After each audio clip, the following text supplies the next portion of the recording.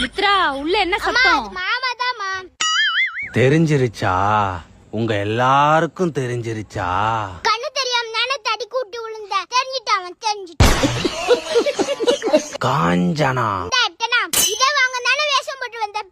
என்னங்க எனக்கு ஒண்ணுமே புரியல. காஞ்சனா பல்பொடி வியாபாரமா பண்ற பல்ல காமிச்சிட்டு இருக்க. மித்ரா யார்கிட்ட பேசிட்டு இருக்க? அம்மா அது மாமாதாமா வேஷம் போட்டு காமெடி பண்ணிட்டு இருக்காங்க. வீட்ல கறி குழம்பு வாசனை தூக்குது.